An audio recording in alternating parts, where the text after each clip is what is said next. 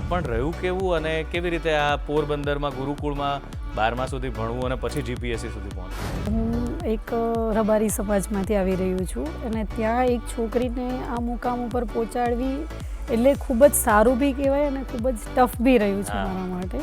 મારા મમ્મી પહેલેથી સાંભળતા નથી, પણ એ મારા ઇમોશનલ બધા સમજી જાય છે. મારું આંખનું રડવું, હસવું, અને હું એને ઘણીવાર એમ કહું છું કે માં તું કે. 3 વર્ષ દરમિયાન મેં જીપીએસસીની તૈયારી કરી.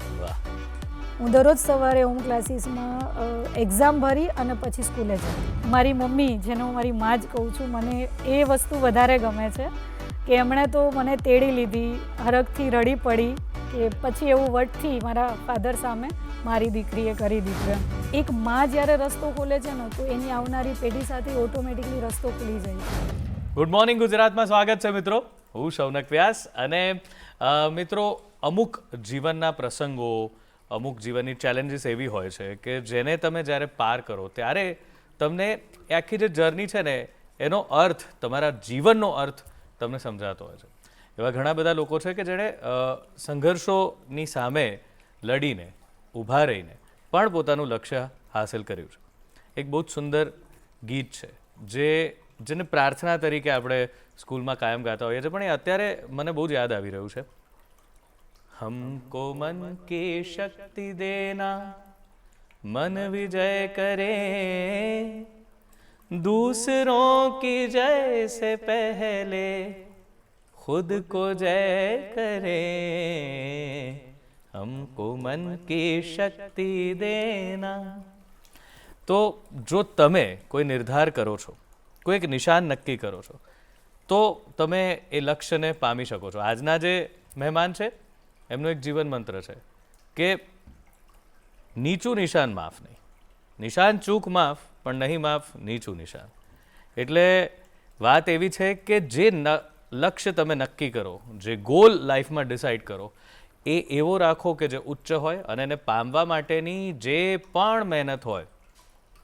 તમે ક્યાંથી આવો છો, એક મકામ પર પહોંચ્યા પછી, એક લેવલ પર પહોંચ્યા પછી એ મેટર નથી કરતું, પણ તમે એ સ્તર સુધી, એ પદ સુધી પહોંચ્યા છો અને પછી જ્યારે પાછળ જુઓ છો ત્યારે તમારી પોતાની જર્ની કેટલાય લોકો માટે ઇન્સ્પિરેશન બની જતી હોય છે.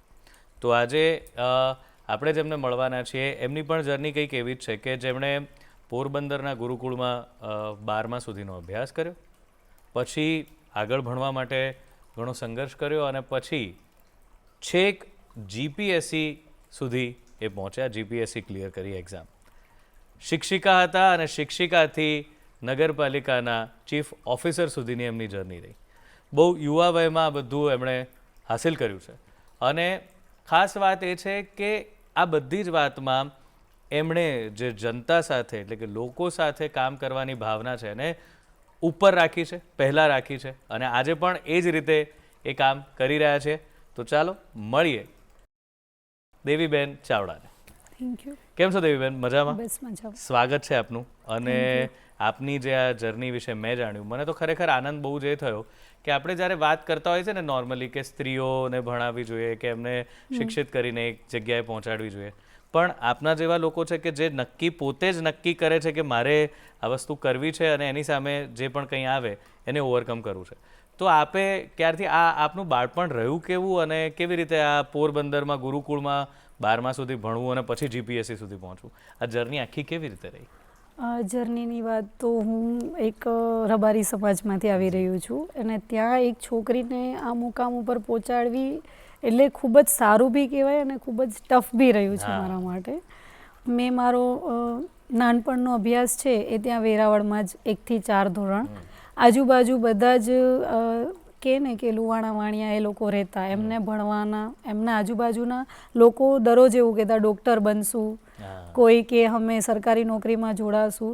તો દિલથી એક ઈચ્છા હતી મારે કશું કંઈક બનવું છે. કેમ કે રમતા હોય ત્યારે એવું જ નહીં કે ચલો ભાઈ આપણે ઢીંગલીના ઓલા જ રમીએ, જે નાનપણમાં લોકો એવું કહે કે ઢીંગલા ઢીંગલી જ રમવું. પહેલેથી એવું હતું હું ડૉક્ટર બનીશ કે હું વકીલ બનીશ, કંઈ ને કંઈ કરીશ. ઘરે આવીને જનરલી એક છોકરી દીકરી હોય તો એની માને જ કે માં મારે કશું કરવું છે.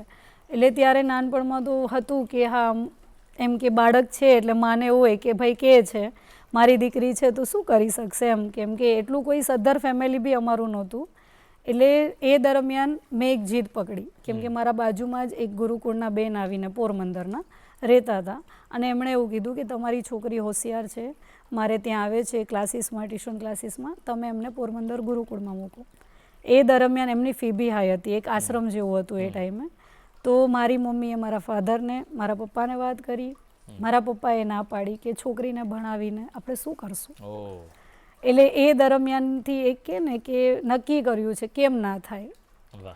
અને પછી જે જર્ની સ્ટાર્ટ કરી કે મારા મમ્મીએ મારા પપ્પાને મનાવ્યા, એમની ભણવાની ઈચ્છા છે અને ગુરુકુળ સારું છે, ત્યાં બધી છોકરીઓ જ છે તો આપણે જોઈ આવીએ, આપણે જઈએ ત્યાં શું છે. ગુરુકુળ જોયું, ત્યાંના નીતિ નિયમો કે સવારે 5 વાગે ઉઠી જવાનું, હવન કરવાનું, કેમ કે પોરબંદર આર્યકન્યા ગુરુકુળ છે નાનજી કાલિદાસ મહેતા, એમનું આખું જે અત્યારે જુહી ચાવલા હસ્તક છે એમનું, તો આખું એક દિનચર્યા, એટલે તમે એક કહે ને કે તમે સંસારથી દૂર, બસ ખાલી સ્ટડી, તમારી પાસે કોઈ જ એવી સુખ સુવિધા નહીં કે કોઈ એવું મનોરંજન નહીં, બસ ખાલી તમારે તમારા સવારથી રૂટિનથી રહ્યો. એ થોડું કડક બી પડી જતું કે સવારે 5 વાગે ઉઠી ઠંડા પાણીએ નાહવાનું, પછી એ જે એમના ડેઇલીના રૂટિન હોય છે એ ટાઈમે એમનું ભોજન હોય છે એ લેવાનું, ઘરેથી કશો જ નાસ્તો નહીં. અને મમ્મી પપ્પા બી મહિનામાં એકવાર 1 જ કલાક મળવા આવે અને એ ટાઈમે ટપાલ લખાતી. મારા ઘરે કોઈ એવું ભણેલું નહોતું. એ કદાચ એક અફસોસ કહો કે ખુશી, એ બંને ભેગું કહું છું, મને ક્યારે કોઈ દિવસ ટપાલ નથી આવી 8 વર્ષમાં, કેમ કે ઘરે કોઈ એવું નહોતું. બધાની ગુરુકુળમાં ટપાલ આવે, અઠવાડિયામાં 1 દિવસ એવો હોય કે ગુરુવાર કે સોમવારે બધાની ટપાલ આવે. ત્યાં અમારો જે ભોજનાલય છે ત્યાં અમારા જે ગૃહમાતા એ બધાને ટપાલ આપે. મારી ટપાલ ક્યારેય આવતી નહીં. પછી એક 4થા ધોરણથી 12 ધોરણ, એટલે 8-9 વર્ષની જર્ની મેં જે મારી ફ્રેન્ડો સાથે, એ મને ટપાલ લખે, ખબર પડી જતી હતી કે તારી ટપાલ આવી. અમુક કેવું, અમુક એક મુમેન્ટની ખુશી છે. ત્યારે મેં ત્યાં 12 ધોરણ સુધી અભ્યાસ પૂર્ણ કર્યો. 10મા પછી બી મારા મમ્મીની તબિયત સારી ખરાબ રહેતી હતી, તો ઘરે જ્યારે વેકેશનમાં આવીએ ત્યારે એવું કે હવે મમ્મીની તબિયત સારી નથી રહેતી, ઘરમાં મોટી દીકરી તું છે, તો હવે તારે અભ્યાસ છોડી અને નાના 2 ભાઈઓને સાચવવા પડશે. મારા 2 નાના ભાઈઓ મારાથી ઘણા નાના છે, તો એમને બંનેને સાચવવાની જવાબદારી અને મનથી એક ડર કે હું પાછી આવી જઈશ, હું એવું કહીશ કે મને ત્યાં નથી ફાવતું તો મારું ભણવાનું છૂટી જશે. મને ઘરે બેસાડી અને એવું કહી દેશે કે ભાઈ રસોઈ કરો, તમને તક આપી હતી, તમે ના પહોંચી વળ્યા તકમાં. એટલે એક ડર હતો કે એવું તો કેવું જ નથી કે ત્યાં નથી ગમતું અથવા નથી ભણવું. એટલે 10મા પછી બી હું જ્યારે પાછી આવી ત્યારે 2 મહિના સુધી જે સ્કૂલ અમારી ચાલુ થઈ ગઈ હતી, એ દરમિયાન બી હું મારી માતાને એવું કહેતી, મારી માને, કે મને પાછું જવું છે, કેમ કે મને ડર હતો કે 10મા પછી મને નહીં ભણાવે. યસ. ત્યારે બી ફરીથી થયું કે હવે 2 વર્ષ જ છે ગુરુકુળના, તો ચલો 12 સુધી ભણાવી દઈએ. જીદ કરે છે, છોકરી હોશિયાર છે, 10મામાં સારા ટકા લાવી છે, એટલે ફરીથી મને 12મામાં ત્યાં ગુરુકુળમાં મૂકી. 3 મહિના પછી જે આપણું સ્કૂલ છે એ 6ઠા મહિનામાં જૂન જુલાઈમાં ઓપન થાય, હું સપ્ટેમ્બરમાં ગઈ. કેમ કે હું હોશિયાર હતી, એટલે એ લોકોને બી થોડું એવું હતું કે ચલો ભાઈ છોકરીને ભણવાની ધગસ છે તો આપણે એને ફરીથી એડમિશન આપીને લઈ લઈએ. 12 પૂરું થયું, ઘરે આવવાનું થયું, મમ્મીની હેલ્થ બી સારી નહોતી, એટલે જે રીતે મારા મમ્મીને ફર્સ્ટ ટાઈમ બાયપાસ સર્જરી ત્યારે કરાવેલી હતી, એટલે ત્યારે ભણવાનું તો બધું મૂકી જ દીધું હતું. નાના 2 ભાઈઓ સાથે બસ ઘરની ટોટલી જવાબદારી. અને ત્યારે કુદરતી એવું વિચાર્યું કે 2 વર્ષ છે તો ચલો રસોઈ શીખી લઈએ, રોટલા આવડવા જ જોઈએ એવું કહે છે એમ. રસોઈ શીખી, ઘર ચલાવ્યું કે ચલો 2 ભાઈઓને ભણાવીએ, ઘર સાચવીએ. એ દરમિયાન મમ્મીની હેલ્થ થોડી સારી થઈ. એ દરમિયાન મેં ડ્રોપ આઉટ લીધું એવું કહી શકાય.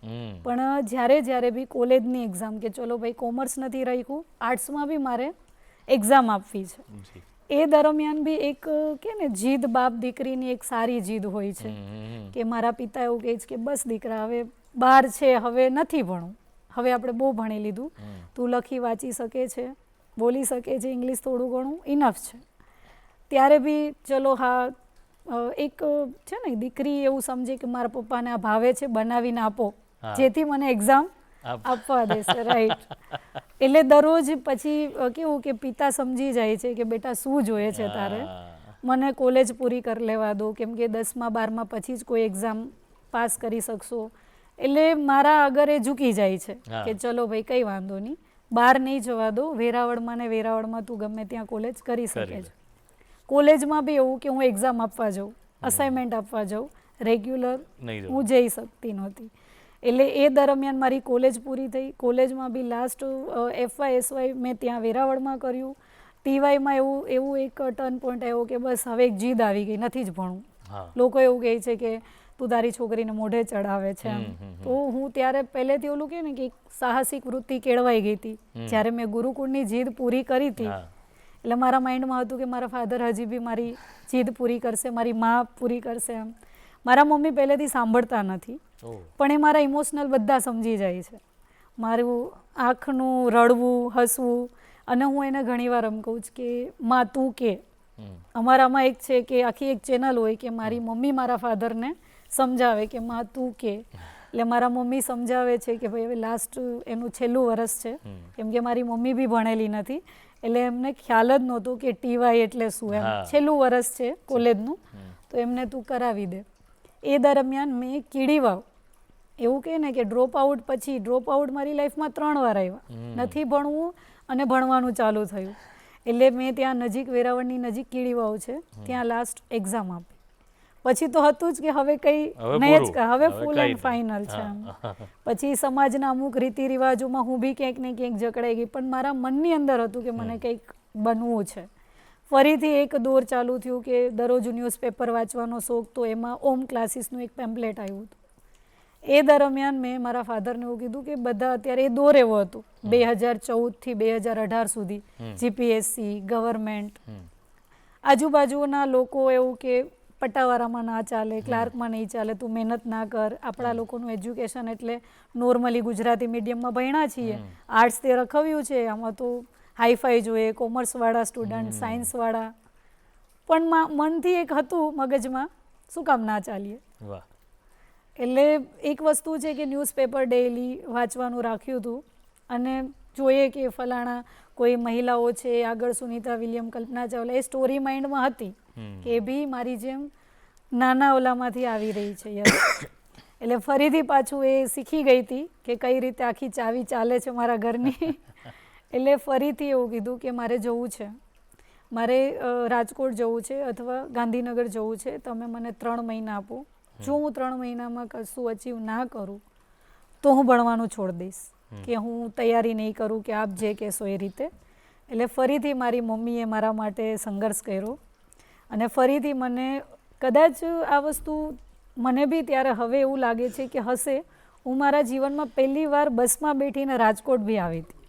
મેં જુનાગઢથી આગળ કશું જોયું નહોતું, અને એ ટાઈમે પહેલી વાર ખબર નહોતી કે ગાંધીનગરમાં પથિકા એટલે બસ સ્ટેન્ડ. હું એવું પૂછું છું બસવાળાને કે કેવું કે મારા કોઈ એવું બેકઅપ છે નહીં કે મને મૂકવા બી આવે. 3000 આપ્યા હતા હાથમાં, ને એવું કીધું તો ઓકે ટ્રાય કરીએ, ફી પૂછી લેજે, ત્યાં ફી જે હશે અમે ત્યાં જમા કરાવી દેશું. એટલે પથિકા એટલે બસ સ્ટેન્ડ એ ખબર જ નહોતી. એટલે હું બધાને એવું પૂછું છું કે ગાંધીનગરનું બસ સ્ટેન્ડ ક્યાં છે. એટલે અહીં આખું કલ્ચર, બોલી બધું અલગ પડી જતું હતું. એટલે હું એક એમ કે અડધો દિવસ બસ સ્ટેન્ડ ગોતવામાં જ રહી. કે બસ સ્ટેન્ડ ક્યાં છે, બસ સ્ટેન્ડ. હું બસ સ્ટેન્ડમાં જ ઊભી હતી. કેમ કે આખું એક કે ને કાઠિયાવાડથી અલગ, લોકો બી અલગ, બોલી બી અલગ. એ ખાલી પેમ્પલેટ હાથમાં હતું ઓમ ક્લાસીસનું. દિલીપ સર હજી બી મને ઓળખે છે, દિલીપભાઈ પટેલ. તો એમના નંબર ઉપરથી એમને ફોન કર્યો કે સર હું અહીં બસ સ્ટેન્ડે આવી ગઈ છું, પથિકા નહીં, તો હવે મારે ક્યાં આવવાનું છે, મને મદદ કરો એમ. એટલે એમણે મને જોયું અને એમણે એવું કીધું બેન તમે ક્યાંથી આવો છો, શું છે. એક્ઝામ લીધી. પહેલાં મારી યાર એવી એમણે બી શરત રાખી હતી કે બેન એક્ઝામ પાસ કરવી પડશે તો હું તમને એડમિશન આપીશ. ત્યારે બી એક ડર હતો કે જો એક્ઝામ પાસ ના કરી તો મારે પાછા આ થેલાએ ઘરે જવું પડશે. એટલે સરને મેં એવું કીધું કંઈ વાંધો નહીં સર, 5 માર્ક્સ આવશે તો ચાલશે એમ, 50 માર્ક્સ કે 25 માર્ક્સનું પેપર હોય તો 5 ચાલશે. તો સરે એવું કીધું કે બેન તમારે તૈયારી કરવી છે અને 5 માર્ક્સ વિચારો છો. મેં કીધું સર અત્યારે 5 લઈશ, પછી 50માંથી 50 લઈ શકીશ. તો સરને કદાચ ક્યાંક ને ક્યાંક મારા ઉપર એવું થયું કે અમને તૈયારી કરવી છે તો એક ચાન્સ આપીએ. અને સરને મેં એવું કીધું હતું કે સર મારી પાસે 3-4 મહિના જ છે. મારા ઘરેથી બી એવું જ કીધું છે કે 3-4 મહિનામાં તું કંઈ બનીને આવજે, અધરવાઇઝ તને પાછી બોલાવી લેશું, પછી તારું કાંઈ જ નહીં ચાલે. એટલે એમણે મને કહે ને કે મારા ટેલેન્ટને ક્યાંક ને ક્યાંક જોયું અને ક્યાંક ને ક્યાંક એમણે મોટું મન રાખીને એવું કીધું કે કાલથી ક્લાસમાં બેસી જશો. અને 2-5 છોકરીઓને બોલાવીને ત્યાં મને હોસ્ટેલ બતાડાવી કે તમે બેન આ હોસ્ટેલમાં રહ્યો. ઘરે ત્યારે નોકિયાનો ફોન આપ્યો હતો મને મારા ફાધરે, હજી બી છે મારી પાસે મેમરી માટે. એમાંથી મેં ફોન કરીને એવું કીધું હું પહોંચી ગઈ છું, કે હું સહી સલામત પહોંચી ગઈ છું, સરને મળી લીધું. એ દરમિયાન બી મારા ફાધરને એવું હતું 5-15 દિવસ પાછી આવી જશે, એ નહીં રહી અહીંયા એમ. થોડાક દિવસ થયા એટલે મારા ફાધરને મેં ફી માટે ફોન કર્યો કે ભાઈ આટલી આટલી ફી છે, તમે આવી જાઓ. એટલે એવું કે રહેવું જ છે હજી તારે, તું કરી શકીશ ત્યાં, કે તું ત્યાં રહી શકીશ? તો મેં કીધું હા. મને આજુબાજુના વિસ્તાર બી નહોતી ખબર, ખાલી સ્કૂલથી ક્લાસીસથી હોસ્ટેલ એમ, આજુબાજુ શું ક્યાં આવ્યું કશું નહીં.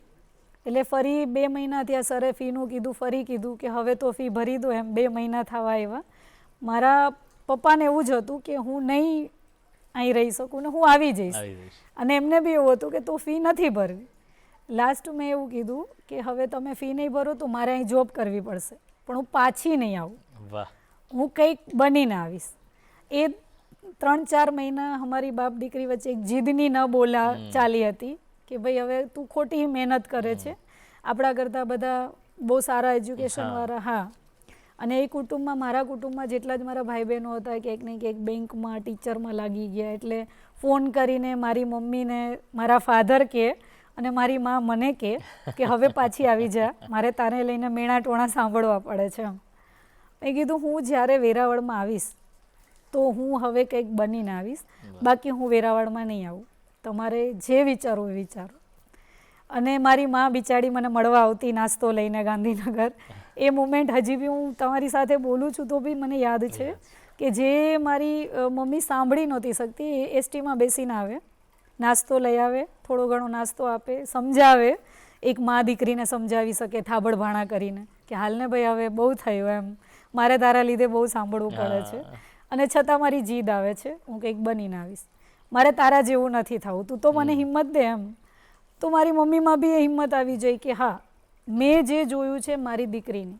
એટલે એ એક મેસેજ હું બધાને આપું છું કે કોઈને કોઈ સ્ટેજે એક લેડીઝ માં બનવાની છે, તો એક માં જ્યારે રસ્તો ખોલે છે ને તો એની આવનારી પેઢી સાથે ઓટોમેટિકલી રસ્તો ખુલી જાય છે. ક્યાં વાત, બહુ સરસ વાત કરી એમણે.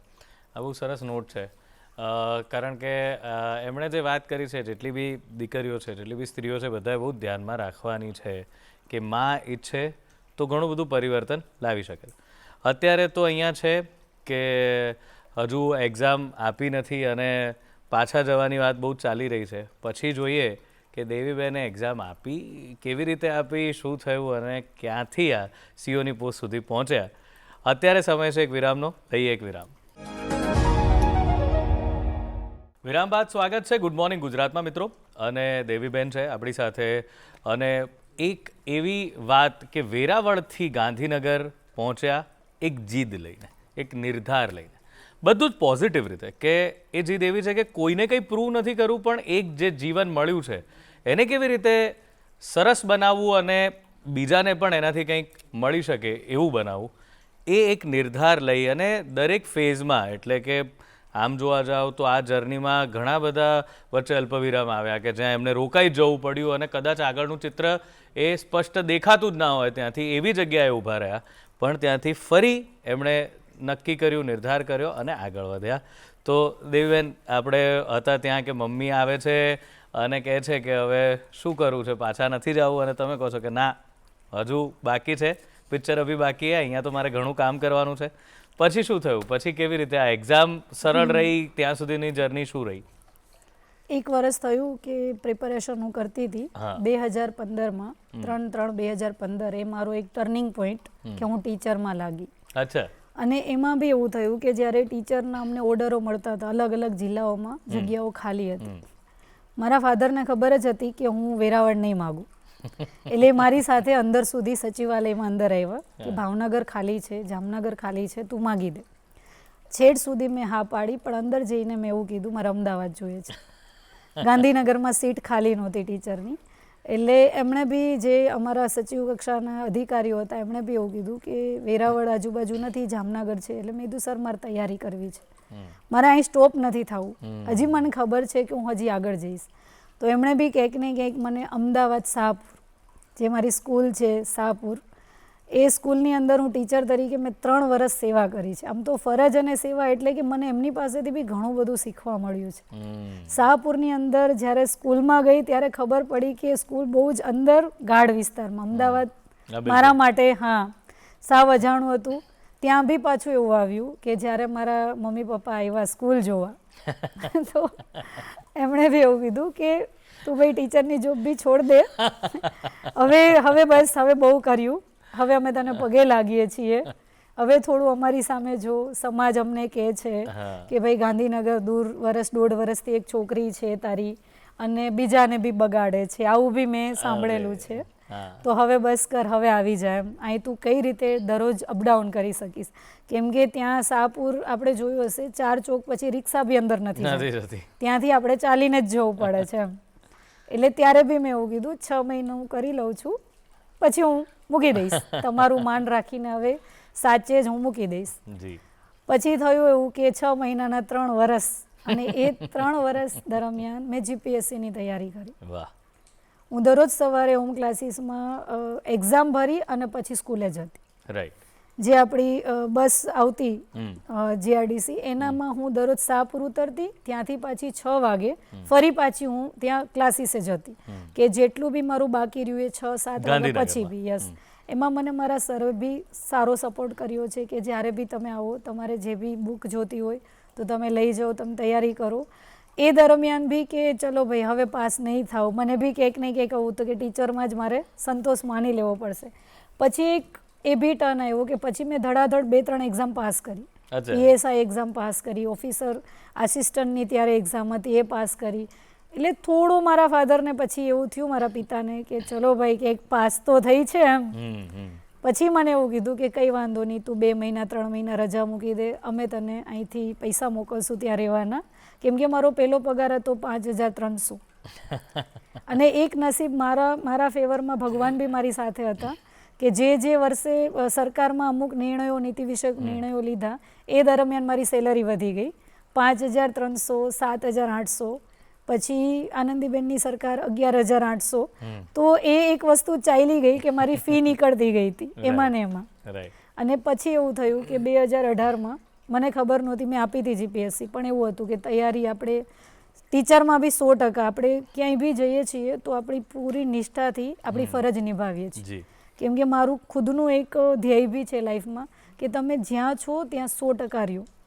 એ બાળકોને બી એવું ના થાય કે મારો સબ્જેક્ટ હતો હિસ્ટ્રી, અને એ બાળકો હજી બી મેં જેટલા બાળકોને હિસ્ટ્રી ભણાવેલી છે એ લોકોને રાત્રે ઉઠાડીને બી તમે કહો, ક્યારેય અમે ક્લાસમાં હિસ્ટ્રી નથી ભણાવી, અલગ અલગ છોકરાઓને અલગ અલગ રાજ્યોના નામ આપી દઈએ છીએ, અલગ અલગ, જેમ કે કોઈ રાજાઓ હોય છે તો હું સ્કૂલમાં કોઈ દિવસ છોકરાઓને નામથી ના બોલાવતી. અકબર કહું તો જેનું નામ અકબર હોય ઊભો થઈ જાય, હુમાયું કહું તો જેમનું નામ, હજી બી એ સ્કૂલના છોકરાઓ મને રિવરફ્રન્ટે મળવા આવે છે, હજી બી એવું કે ટીચર એક બાર અકબર બુલા દીજીએ. એટલે એ લોકોને ક્યાંક ને ક્યાંક આમ મગજમાં હિસ્ટ્રી બેસી ગઈ છે, કેમ કે અમે લોકો નકશો, અમે જમીનમાં હું દોરતી અને રાજ્ય પ્રમાણે ઊભા રાખતા, કેમ કે ક્લાસની અંદર કેવું સ્માર્ટ ક્લાસ ત્યારે ચાલુ થઈ ગયા, પણ ટીવી ચાલુ કરી દીધું, છોકરા એવી રીતે બોર થતું. એટલે અમે ક્યાંક ને ક્યાંક મેં ચાલુ કર્યું હતું, ને હું બી સૌથી નાની હતી ટીચરમાં, તો મને બી એવું હતું કે હું બી થોડી હસી રમી લઉં કે આપણે જે જિમ્મેદારીમાંથી નીકળીએ છીએ તો બાળકો સાથે ક્યાંક ને ક્યાંક, એટલે એ લોકોને મેદાનમાં લઈ જઈએ, ત્યાં નકશો દોરીએ, એમાં બધા રાજ્યને ઊભા રાખીએ, ટીચર કયા રાજ્યમાં ગેસ્ટ તરીકે જાય છે, અને એ જ વસ્તુ એને એક્ઝામમાં બી ક્યાંક ને ક્યાંક કામ લાગતી. અકબર કહીએ છીએ તો યાદ આવી જાય છે કે અકબર કોણ છે. એટલે એ હજી બી સ્કૂલના છોકરાઓ હજી બી મને જ્યારે બી ફોન કરે છે, એમનું સાચું નામ નથી કહેતા કે ફરહાના છે, ફાતિમા છે, ટીચર મેં અકબર બોલ રહા હું. તો મારા માઇન્ડમાં બી ક્યાંક ને ક્યાંક લાઇટ થઈ જાય કે હા ચલો કેમ છે, શું છે. એટલે એ જે જર્ની હતી ને, છોકરાઓ મને ઘણું બધું શીખવાડ્યું છે એમણે બી, કે લાઈફમાં હાર નહીં માનવાની. મારી સાથે ઘણીવાર મારા સ્કૂલના છોકરાઓ સાયકલ લઈને મને શાહપુર ચકલા સુધી મૂકવા આવતા, લેટ થઈ જાય, ટીચર હમ આપકે સાથ હે, આપ આગે ચલો એમ. એ વસ્તુ મને શીખવાઈ, જો છોકરાઓ આટલું કરી શકતા હોય 6ઠા 7મા વાળા, તો હું શું કામ એને એવું વિચારું કે હું નહીં કરી શકું. એટલે ફરીથી 6 મહિના પછી તૈયારી ચાલુ કરી કે હવે તો આ પાર કે આ પાર કંઈક કરશું એમ. અને જ્યારે રિઝલ્ટ આવ્યું ત્યારે રાત્રે 9 વાગે મેં રિઝલ્ટ નહોતું જોયું, કેમ કે મને કંઈક ને કંઈક એવું હતું કે હું પાસ નહીં થાઉં. મારું એટલું કંઈ હાઈફાઈ એજ્યુકેશન બી નથી કે હું કંઈ થ્રુ આઉટ ઇંગ્લિશ મીડિયમમાં ભણી નથી. પણ જેટલા મારી જોડે તૈયારી કરતા હતા એ બધા અચાનક હું જ્યાં રહેતી હતી પીજીમાં, સ્વાગત એફોર્ડ કે ત્યાં આવીને રાત્રે રિઝલ્ટ ખોલીને બતાવ્યું કે તું પાસ થઈ ગઈ છે. અને એ મારી ખુશી એક અલગ જ લેવલની હતી. ભગવાનનો, મમ્મી પપ્પાનો આભાર માનો, ખાસ મારી માં કે મારા માટે હરેક સ્ટેજમાં એણે સફર કરી છે. મારે કોઈ સગા મામા કે માસી કે નથી કે મનાવા આવે, તો ક્યાંક ને ક્યાંક હું બી મારી મમ્મીની ભાઈ છું, માસી છું, એ બી મારા બધું જ છે એમ. અને જ્યારે એમને કોઈને મેં કીધું નહોતું કે હું જીપીએસસી પાસ થઈ ગઈ, ફર્સ્ટ અમને ટ્રેનિંગમાં મૂક્યા મારા જ વતન વેરાવળ. અચ્છા, તમારું રિઝલ્ટ આવ્યું, તમે પાસ થઈ ગયા, કીધું નહોતું? ઘરે કોઈને નહોતું કીધું. અચ્છા. હા. 24/8/2018 સવારે મેં ટીચરની જોબમાંથી રિઝાઇન, એ બી એક ઇન્સિડન્સ છે કે ત્યારે વેકેશન ચાલતું હતું, બોર્ડની એક્ઝામ. તો સ્કૂલના 4-5 છોકરાઓને કીધું હતું કે હું જાઉં છું, કે ટીચર જા રહે. એ મેસેજ વાયરલ થઈ ગયો. અને શાહપુર ઇન્કમ ટેક્સથી આખો એક સાયકલો લઈને ઘણાના વાલીઓ રિક્ષા ચલાવતા હતા, તો એ બધા મને ત્યાં અમારી જે મેન ઓફિસ છે પશ્ચિમ ઝોનની, લગધીર દેસાઈ શાસન અધિકારી, ત્યાં મૂકવા આવે છે. અચ્છા. 3 વર્ષમાં મને એ લોકો સાથે એટલી લાગણી થઈ ગઈ કે એમ એક પરિવાર જેવું, કે કેમ દીકરીને વડાવતા હોય. મારી આંખમાં આંસુ, ટીચર જા રહે તે આજ મેસેજ, ટીચર ચલે જા રહે હંમેશા કે લીએ એમ. તો એ બધા મને છોડવા આવ્યા. અને નો ડાઉટ મારા સ્કૂલ બોર્ડ તરફથી બી મને બહુ સારો કે ચલો ભાઈ તું એક સારી જગ્યાએ જાય છે, તું એવરી ટાઈમ રજાઓ માગવા જાય એટલે સર એવું કે ટીચર સારી નોકરી છે, હવે આનાથી સારી કેવી લઈશ એમ. એમને બી એવું થયું કે સીઓ બની ગયા એમ, કે તું ગમે એમ પણ તે ચીફ ઓફિસર ક્રેક કરી એમ. તો મેં કીધું સર મારા માટે ચીફ ઓફિસર જીપીએસસી ક્લાસ 1-2 હતું, પછી ચીફ ઓફિસર હોય કે કોઈ બી ફિલ્ડ હોય હું લઈશ, કદાચ ગમે એ થાય. અને જ્યારે અમને ટ્રેનિંગમાં મૂક્યા, ટ્રેનિંગનો લેટર એ ઘરે તો કોઈને ખબર જ નહોતી, એવું જ કીધું હતું કે ના ભાઈ નથી, આ વખતે બી મેં પાસ નથી કરી. એટલે બોલે કે ભાઈ હવે હદ થઈ, હવે અમને બધા સંભળાવે તું આવી જા. ત્યારે ખાલી એક નંબર ઉપરથી જ ખબર પડતી, રિઝલ્ટ નામ ના આવતું. એટલે જ્યારે મારા હાથમાં કોલ લેટર હતો, 6 વાગ્યામાં આપણે ત્યાં બધા પપ્પાઓને એવું વહેલા ઉઠી જાય, છાપું વાંચે. મેં બેલ વગાડ્યો, અમારું જૂનું ઘર છે ડેલાવાળું, તો મેં આમ ખોયલું. હજી બી એ રિસ્પેક્ટ હોય છે બાપાઓની કે એમની સામે તમે બેસી ના શકો, મારા ઘરમાં એક મર્યાદા છે એ રીતે.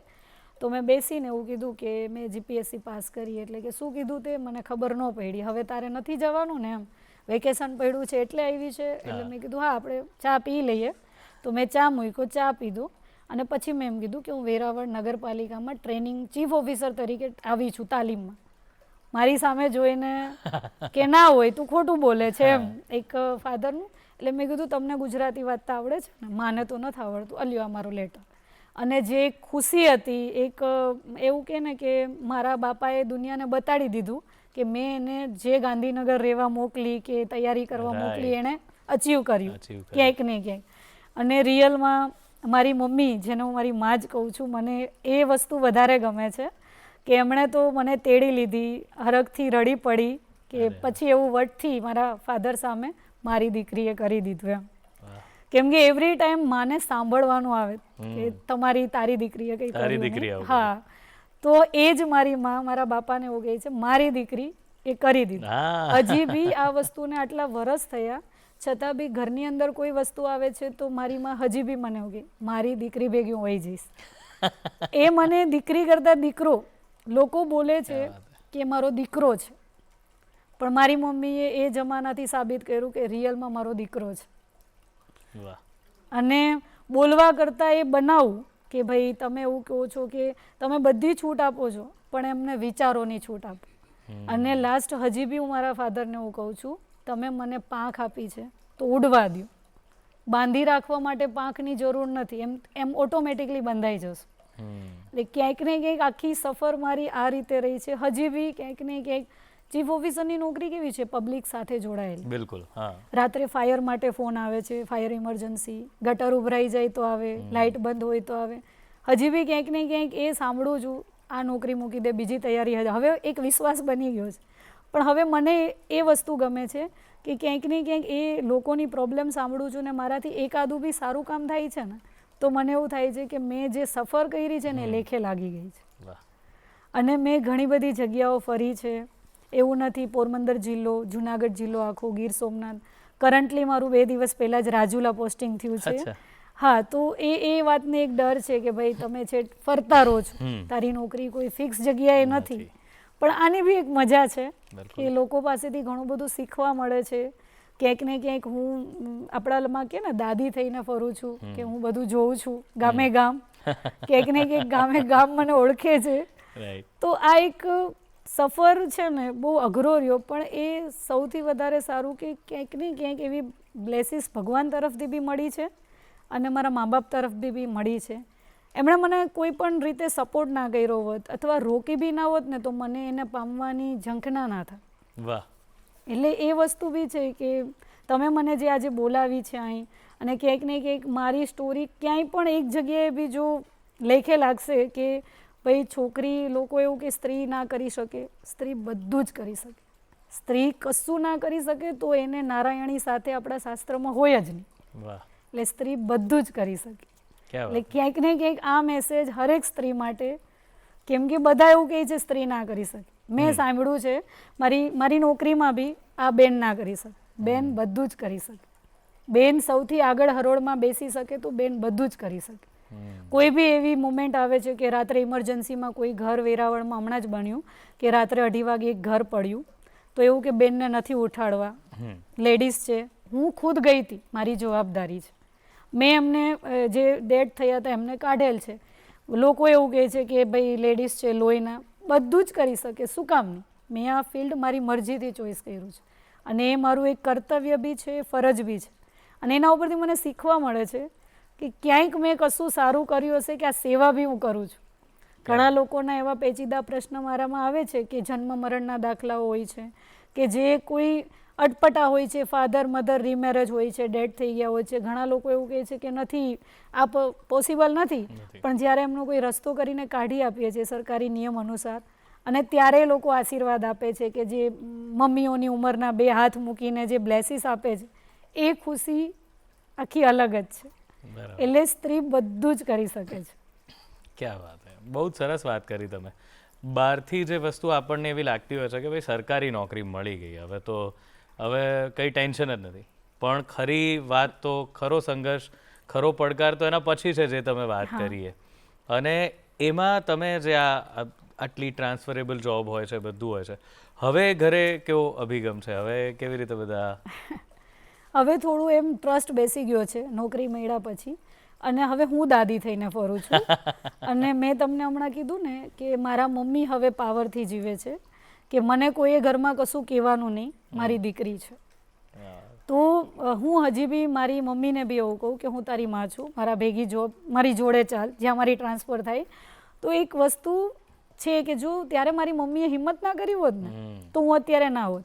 અને અત્યારે જે ઘરની અંદર એક હળવું વાતાવરણ છે કે દાદી થઈને ફરવું, નાની નાની મુમેન્ટમાં હવે મને પૂછે છે. એક ટાઈમ હતો કે આપણે કોઈ ઘરે ગેસ્ટ આવ્યો હોય તો પાણી દઈને બાજુના રૂમમાં વયું જવાનું. આજે એ લોકો મન બોલાવે છે, તમે તમારું રાય બોલો, તમારો અભિપ્રાય બોલો, આમાં આપણે શું કરી શકીએ. અને મારી મમ્મી જ્યારે મને કોઈ જેન્ટ્સો બધા બેઠા હોય અમારા સમાજના અથવા, અને જ્યારે હું મારી મમ્મી સામે જોઈને એવું કહું છું કે હું પાણી દેવા નથી જતી, મને બોલાવે છે એટલે હું જાઉં છું, તું રાડો ના પાડતી. તો આ જે એક એટીટ્યૂડની સાથે ખુશી છે ને, એ મારી મમ્મીને બહુ ગમે છે કે જે વસ્તુ હું ના કરી શકી કે ચલો ભાઈ પાણી દઈને આપણે અંદર વયું જવાનું, તું પાણી લઈને બી નથી જતી અને એ લોકો સાથે બેસીને વાર્તાલાપ કરે છે કે શું છે ભાઈ, શું ચાલે છે. ને હું બી ક્યાંક ને ક્યાંક મારી મમ્મી સાથે જોઈને એ સ્માઇલ આપું છું કે તે મને ખરા અર્થમાં દીકરો બનાવી દીધી. વાહ, ક્યાં વાત છે. હવે આગળ શું નિર્ધાર છે? હવે તમારો જીવન મંત્ર જ છે નિશાન ચૂક માફ નહીં, માફ નહીં. તો હવે ક્યાં એમ કરી રહ્યા છો? હવે શું આગળ વિચારી રહ્યા છો? અત્યારે તૈયારી તો હું કરું છું યુપીએસસીની ને જીપીએસસીની હજી બી આગળ, પણ મને આ જોબ ગમે છે હવે. કેમ કે મેં એક વસ્તુ જોઈ છે કે આ જોબમાં ક્યાંક ને ક્યાંક એક સેવા સાથે બી જોડાયેલી હોય છે. લોકો સાથે રહેવું અને કેવું છે, નગરપાલિકાની નોકરી એવી છે, સ્થાનિક સ્વરાજ્ય સાથે ચૂંટાયેલી પાંખ સાથે રહેવું થોડું ટફ છે, પણ મજા આવે છે. અને આમ તો આ બધી તો બહુ ભારે ભારે જવાબદારીઓ છે, પણ આમાં તમારા કોઈ શોખ ખરા કે જેને હજુ તમે એને પણ સમય આપતા હો કે એના માટે કંઈ કરતા હો? પહેલાં નહોતું, પણ હવે મેં એક બદલ્યો જે રીતે થાય છે, કેમ કે મને પહેલેથી હિસ્ટ્રી ગમે છે, તો હું એક વસ્તુ જોઉં છું, જે બી ગામમાં જઉં છું એમની હિસ્ટ્રી ગોતું છું. પાડિયાઓની હિસ્ટ્રી હોય છે, અરે હા, તો એ બી જોઉં છું કે મેં એક સ્ટોરી હમણાં વચ્ચે જ વાંચેલી છે, મને એક્ઝેક્ટ નામ નથી ખ્યાલ, કે ભાઈ એક પાડિયાઓની બી અલગ સ્ટોરી હોય છે. એમની બેન જાય છે એમની પાસે અને એવું કહે છે કે આમાંથી કયો પાડિયો મારો ભાઈ છે નમી જાય, અને લિટરલી એ નમી જાય છે. તો આ બી એવું થાય છે કે આપણા ક્યાંક ને ક્યાંક આપણા ભારતમાં ને આપણી આજુબાજુ આવા ઇતિહાસો થયેલા છે.